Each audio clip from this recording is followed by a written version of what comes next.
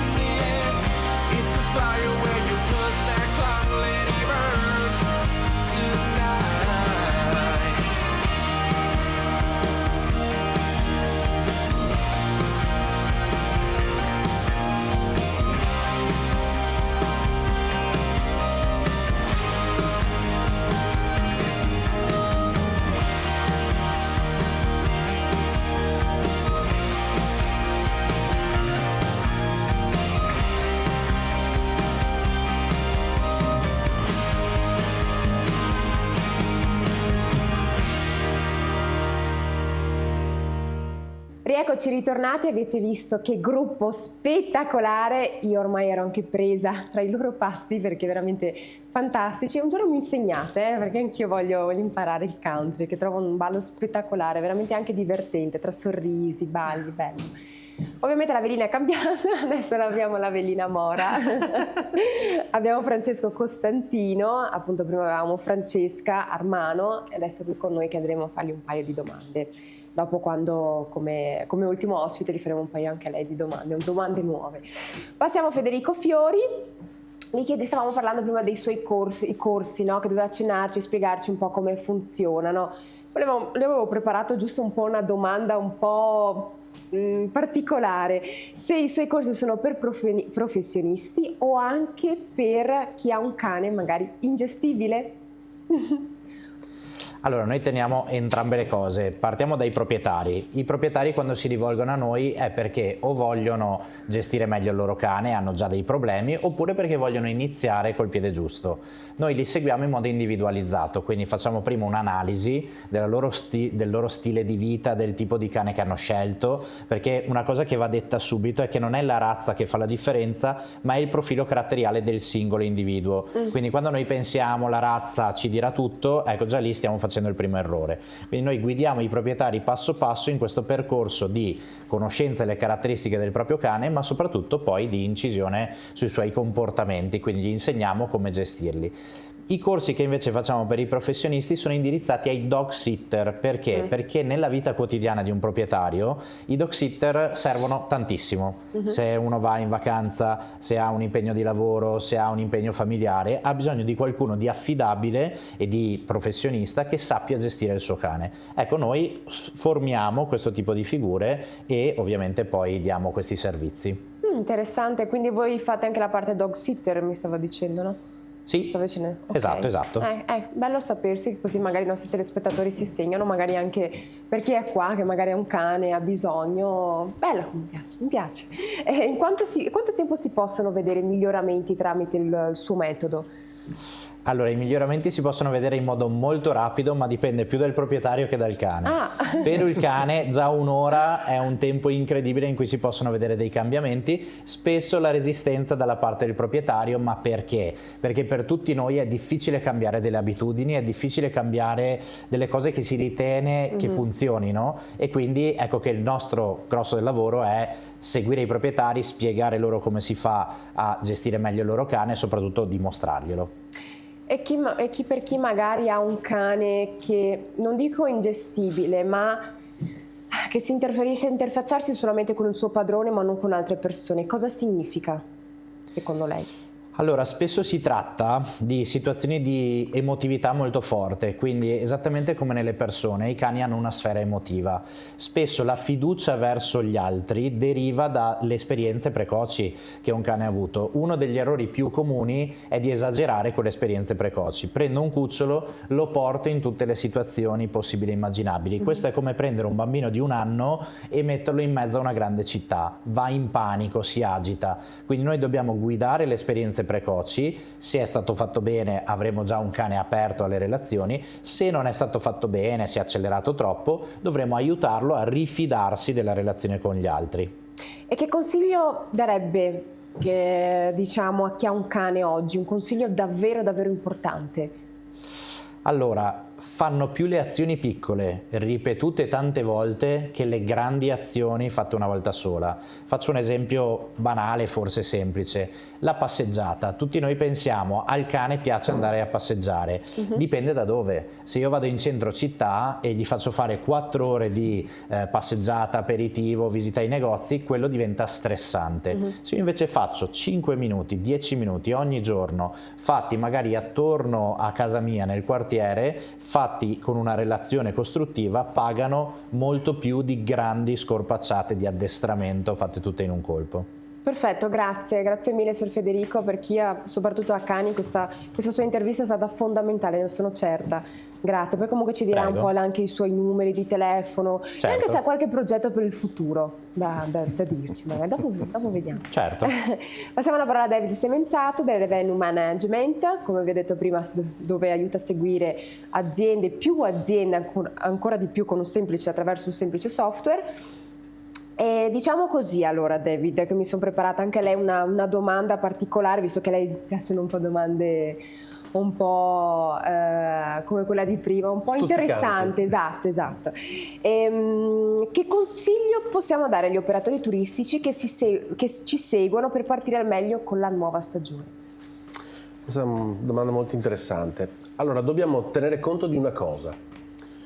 Se io ho un negozio di scarpe e le scarpe oggi non le vendo, essendo a magazzino le posso vendere anche domani. Nel turismo, in una struttura ricettiva, una camera non venduta oggi non posso venderla domani, perché quella camera che venderò domani sarà la camera di domani, non quella di oggi. Una camera non venduta è una camera non semplicemente non venduta, ma è una camera venduta a zero, dove i costi di quella camera, di quella giornata in cui non sono riuscito a venderla, devono essere ammortizzati in quel incassi in cui io pensavo di aver venduto benissimo. Quindi il consiglio che io do è agli albergatori, alle strutture ricettive, è di non, tra virgolette, sparare dei prezzi altissimi, ma di posizionare la propria struttura ricettiva con dei prezzi apprezzabili dal mercato. E questo è fondamentale, perché ricordo, è meglio vendere costantemente mantenendo il controllo di come si sta vendendo, che non pensare che i veri fatturati, i profitti si possano fare solo alla settimana di Ferragosto. E qual è il metodo per farsi trovare più facilmente? Allora, intanto non è il problema solo di farsi trovare facilmente, ma è di farsi trovare facilmente con il prezzo giusto. Questa è una grossa discriminante. Okay, E qua bisogna usare tutti i canali commerciali, che sono sito web, social, portali, quelli che si chiamano OTA, è un acronimo di Online Travel Agency, che sono, provate a pensare che sono quasi 250, 300, perché noi comunemente conosciamo Booking.com, Expedia, Airbnb, ma ce ne sono tantissimi e ognuno porta in sé il proprio mercato di riferimento. E se tipo un cliente verrebbe da lei, magari gli chiederebbe di prendersi in mano magari un suo hotel, quali sono i suoi pacchetti? Lei esegue pacchetti, non dico di dirci i prezzi magari, ma magari Certo. di darci qualche indicazione in più. La mia è una consulenza strategica e anche tecnologica, perché ricordiamoci che la gente non lo sa, ma la tecnologia nel turismo è molto più avanzata che non nella tecnologia del mondo dell'impresa. Ok. E quindi deve fare degli investimenti. È un processo culturale fare turismo, perché un albergatore, faccio un esempio, deve seguire 3 cose fondamentali. La parte amministrativa, e questo è soggetto a tutte le tipi di aziende, quindi commercialista, banche, agenzia delle entrate, pagamenti, eccetera. La seconda è l'ospitalità. Gli albergatori italiani sono tra i più bravi, io ritengo, al mondo, perché ovviamente fanno veramente sentire a casa bene l'ospite. Però la terza cosa importante è vendere, perché se tu non vendi l'azienda non la sostieni. E oggi per vendere nel turismo ci vuole tecnica. Non è più possibile vendere semplicemente mettendo un numero di telefono fuori dall'albergo dicendo prenota. Ma oggi ci sono tecniche, grazie a Dio, sono tecniche universali come nel sistema bancario, perché voi dovete pensare che la tecnologia nel sistema bancario e nel turismo sono universali, cioè io posso prenotare un albergo qui a Venezia, posso prenotarlo a Miami e uso la stessa tecnologia come nel sistema bancario. E questo è un grande vantaggio per chi fa impresa nel turismo. Lei parla anche tipo magari come funzionano nei social di sponsorizzazioni? Sì, assolutamente Proprio sì. canale. Però dobbiamo anche tenere conto che ci sono 2 approcci completamente diversi. Nel mondo dei social noi provochiamo attenzione e spesso e volentieri non ci sono parametri di conversione diretta per monitorare esattamente e monetizzare quanto abbiamo provocato. Poi ci sono delle tecniche in altri ambienti, come nei portali, dove noi effettivamente sappiamo che avendo speso del denaro di investimento possiamo misurare esattamente la conversione di quello che quell'investimento ha prodotto, e quindi non si entra più in un ambito di attività non come dire, così casuali, ma si tratta di pura tecnica in cui il fatturato lo si crea a tavolino. Assolutamente, tecnica.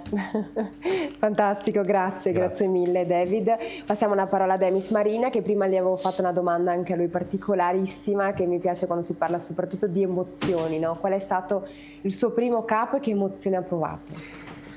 Allora, il primo capo che ho realizzato con questa filosofia dell'upcycling è quello che ormai è, io lo chiamo l'iconico capo ramo salso, che è la sciarpa a cravatta, ossia è una sciarpa, la prendo qua perché Sì, prego. casualmente ne ho portata una. Ecco. È una sciarpa fatta solo con cravatte vintage, da uomo ovviamente, e che sono state selezionate, che vengono selezionate, Bellissime, smontate, sì. realizzate e trasformate in una cravatta, in una sciarpa. Questo è un upcycling puro, come lo chiamo io, cioè ossia ho preso un oggetto che in qualche modo non ha più senso, cioè non si usa più, è un po' desueto, quindi non ha un grande mercato, l'ho ripensato e l'ho trasformato in una sciarpa. Sai che cos'è bella di questa sciarpa? Che ormai stavo già abbinando il prossimo outfit. Metterlo magari come cintura. Sì, c'è un mondo di C'è un realizzazioni sì, di ma handmade veramente sulla cravatta. Vestito nero, sarebbe Certo. da... Beh, allora, da questo è un accessorio che in qualche modo, come dire, migliora il proprio outfit. La sciarpa in generale migliora il proprio outfit. Ed è ormai, come dire, una cosa che faccio da tantissimo tempo e che in qualche modo viene identificata proprio con il marchio della mia sartoria di Ramo Salso. Questo è stato proprio il primo. Non è semplice, sembra semplice da fare, non è complicato, No, ma guardandolo... tutti impariamo a poter fare questa cosa qua, però in realtà non è semplice perché ovviamente io sono un collezionista di cravatte, quindi le amo. No, ma se riesci ad aprirla, Ah, che sì. così vedono, perché io sto immaginando... Ma guarda, possiamo indossarla, cioè. Ecco, tanto la apro perché veramente, guardate, come vedete... Sono varie proprio tutte cravatte che vengono unite per creare questa sciarpa. È bellissima. È un accessorio Vedete che semplice, ci è sono bella le la varie seta forme delle cravatte Esatto. e qui c'è il finale proprio della cravatta, bellissima. Esatto. Quindi si dovrebbe indossare così. Ah, tipo? ci sono tanti modi Con per il microfono non mi si poterlo grida. usare. No. Cioè, io la porto sempre sotto ai panciotti molto semplicemente, diventa un accessorio molto anche fruibile così. e spesso le persone poi mi portano le loro cravatte, quelle che hanno dismesso perché sono andati in pensione, oppure le cravatte del nonno, le cravatte dello zio, eccetera, che magari sono oggetti di cui non ci si vuole separare e io gliele trasformo in sciarpe. Questo o in altri accessori, diciamo che la sciarpa è quello che amo di più, perché anche la qualità Bellissimo. della seta della cravatta è una qualità mediamente molto buona. E quando lavora su un capo segue più una visione ben precisa o l'istinto? Qua è una domanda da $1 milione. Allora, seguo in realtà entrambe le cose ed è una relazione, come diceva anche prima David, è una relazione che io instauro con la persona che in questo caso viene da me, perché noi abbiamo sia una parte di vendita di oggetti realizzati da noi che tutto un servizio che si chiama Only for You, che è un servizio di trasformazione attraverso del proprio capo di abbigliamento. Ok. Parlando di questo servizio, è una relazione che in qualche modo instauro con la persona, perché chi viene a chiedermi di trasformare un capo che ha un valore affettivo molto importante, proviamo a immaginare il capo di una persona che non c'è più, e quindi della nonna, piuttosto che quindi con quale uno ha un legame di ricordi molto importante, a prescindere dall'oggetto in sé, del valore, di come è fatto, ti consegna un qualcosa di una parte di se stesso. Quindi quando io lo prendo in mano, che devo completamente smontarlo, devo essere pronto e molto preparato nell'offrire un prodotto altrettanto di valore senza rovinare certo, il capo in essere. assolutamente. Quindi è una relazione che instauro con la persona, che ovviamente ad esempio viene da noi, capiamo di cosa ha bisogno, capiamo perché vuole trasformare quel capo, non è una seduta da un psicologo, però in qualche modo Certo, è un po', confronto, sì, no? assolutamente. Non ho più quello stile di vita, ho molti ricordi legati a quel capo di abbigliamento, è un capo di qualità, eccetera. E quindi in base a quello io faccio una proposta, ad esempio viene fatta qua, proprio per fare un esempio, viene fatta una proposta con un disegno e un'ispirazione. In questo caso questa cliente voleva trasformare questo trench in una cosa molto romantica e poi realizzare il capo finale. Quindi è un servizio completo che viene fatto proprio sulla persona, e come diceva sempre David, gli albergatori italiani sono bravi perché ti fanno sentire a proprio agio nel loro albergo. In qualche modo lo facciamo anche noi con Ramo Salso, cerchiamo di far sentire a proprio agio questa persona che ha deciso di fare questa trasformazione di questo capo di abbigliamento, perché non basta tagliare e cucire, perché poi questo capo va portato addosso, e soprattutto perché adesso cioè, diciamo Con i vari così. colori della persona. Esatto, cioè a me interessa che la persona poi lo porti, perché se deve Certo. tenere in armadio, chi lo vede? No, esatto. E quanto conta oggi l'artigianato su una produzione che adesso sta andando veramente veloce? No? L'artigianato ha sempre contato molto, però è un po' una cenerentola, perché è un po' un problema sia degli artigiani, credo, che sono molto concentrati su loro stessi e che non sono capaci di fare a volte il passo per essere magari più imprenditori, più impresa, però è anche vero che sono loro stessi il lavoro che fanno. E dopo c'è una narrazione molto legata a una tradizione dell'artigianato che in qualche modo è molto importante, però non sono solo le mani come dire, mature che lavorano, non è solo il lavoro della tradizione di quel tipo di lavorazione che ormai è stato fatto 100 anni fa, ma chi mai più si porta a casa un lenzuolo ricamato a mano. Certo. Ecco, però, e quindi c'è anche quell'aspetto, ma grazie a Dio ci sono, grazie soprattutto ai giovani che si avvicinano al mondo dell'artigianato, però ne danno una sfumatura, un quid molto più innovativo, si sta avvicinando a qualcosa di più interessante, per cui l'artigianato diventa tecnologia, diventa ricerca, diventa sperimentazione con nuovi materiali, e quindi con la tecnica della sapienza antica si possono ottenere cose nuove anche con il contemporaneo. Ma sì, ma perché è interessantissimo, perché magari è un capo a casa che non ti sta più, ma non vuoi buttarlo né darlo via. Cosa fai? Prendi magari quel tanto di capo che è rimasto e costruisci qualcosa. Certo, io ho salvato dei capi che sono a volte veramente stati rovinati, usurati dal tempo, sì. A volte le persone vogliono Una prolungarne macchia, la vita solo perché appunto è un marchio o è un ricordo, o semplicemente perché ci stiamo bene. Il ricordo addosso. della nonna, il nonno, un vestito Esatto. della mamma. Cioè, Abbiamo un po' bello. tutti una coperta di Linus addosso e in qualche modo vogliamo prolungarne la vita il più possibile.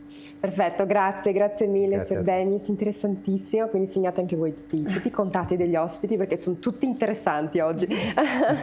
Allora, passiamo appunto la parola a Francesca Costantino. Buonasera. Buonasera anche a lei, Francesca. Noi stavamo parlando prima con la socia Michela. Ok, la velina bionda. La velina bionda. Più semplice chiamarla così, è bello. Mi fa sembrare un po' Striscia la notizia. Sì. Ok, come funzionano solitamente le vostre lezioni e dove le fate? Allora, noi abbiamo una copertura della provincia elevata, nel senso che siamo in vari comuni della provincia di Venezia, Mirano, Spinea, Quarto d'Altino, Mestre, Favaro. E vogliamo dare spazio senza ombra di dubbio all'insegnamento, ma anche soprattutto al rapporto umano. Le persone quando si avvicinano a una disciplina solitamente in primis cercano un contatto, uno spazio per loro, per stare bene, per straviarsi, come accennava anche prima Michela, il mood è quello. Noi abbiamo un percorso, cominciamo dai balli più semplici, che però il country cosa ha di particolare? Il country, quella canzone ha una coreografia depositata, solitamente una, perché tante volte i coreografi si innamorano di una canzone e quindi ci sono più coreografie sulla stessa canzone, ma ovunque dopo si vada agli eventi in giro per l'Italia, all'estero, quella canzone si balla così, quindi diventa un momento di aggregazione per tutti, anche per persone che non si sono mai visti. In quel momento là, in pista, siamo un'entità unica. Assolutamente. E questa è la caratteristica del country, perché è diverso da altre discipline di danza, permette anche alle persone che sono sole di poter ballare, poter uscire, fare aggregazione, poter conoscere, perché tante volte i balli di coppia sono un po' il limite. Attenzione, non che il country non li abbia, il country ha anche quello, però qualora una persona sia da sola può comunque venire a fare un corso e comunque andare a una serata, un evento e ballare tutta la sera. Assolutamente, immagino magari in qualche evento, in qualche sagra, tutti che vengono lì con voi a ballare. Sì. Sarebbe veramente bello. Che poi anche avete delle sagre adesso in periodo, no? Sì, noi siamo molto attivi nel territorio, avremo molte sagre e abbiamo dei locali nei quali ci potete trovare sostanzialmente tutto l'anno. È un momento per farci conoscere, è un momento per promulgare la nostra disciplina, farla conoscere, perché viene un po', a volte un po' di nicchia, un po' sottovalutata. Invece il country ha svariate sfaccettature, le musiche, passiamo dall'irlandese a modo più lenti, cioè è molto variegato. Si ha un po' il concetto di quelli che ballano saltando, no, c'è tanto, un mondo. Il country è un mondo, dalle tradizioni agli stili, perciò è tutto da scoprire. E se dovesse descrivermi e anche descriverci per chi ci sta guardando, il vostro gruppo in pochissime parole, quale sarebbe? Vostra Gioia, allegria, noi siamo una grande community praticamente, sì, ci piace, noi siamo una grande famiglia. Sì, come posso ha detto anche prima. dire una cosa, che il country fa socializzare anche con i vari gruppi, dopo nascono gli amori tra gruppi diversi. Bello, sì. Abbiamo una rappresentanza anche nel nostro, abbiamo unito il Veneto col Friuli. Vero? Sì, il country di solito è anche sempre questo. contro, e invece si Veneto, sono Friuli. incontrati in pista, abbiamo fatto una fusion tra gruppi. Bellissimo, perché prima infatti stavo guardando, no, che voi seguite ogni passo che cambiate, correggimi se sbaglio, Sì. no? Fate il rumore con la scarpa, tac, C'è lo stomp, lo schiocco, sì, ci sono, sì, nelle coreografie sono previste. E anche quindi ti queste incanti. E quindi ero aspettiamo là. in pista allora, Pamela? Ti aspettiamo in pista? Esatto, prossima volta senza tacchi, mi porto le mie texani e ci sono anch'io con voi, Ci volentieri. aspettiamo. Grazie voi. mille, adesso tocca a voi e Calca Lions Country Dancers, a voi il palco.